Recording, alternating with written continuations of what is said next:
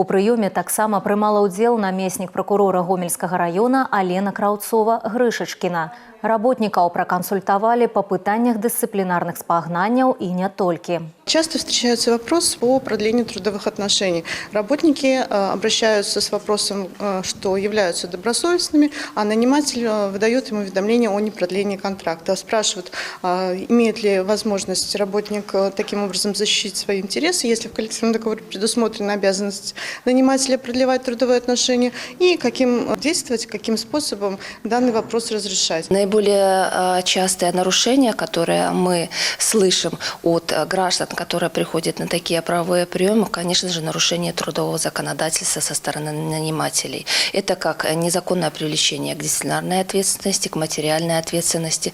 Органами прокуратуры принимаются жалобы как устные, так и письменные, проводится проверка и даются соответствующие ответы заявителям. Зачастую жалобы, конечно же, удовлетворяются. Правовые приемы проводятся по инициативе Федерации профсоюзов Беларуси. За минулый год до специалистов звярнуліся звыш 3000 человек.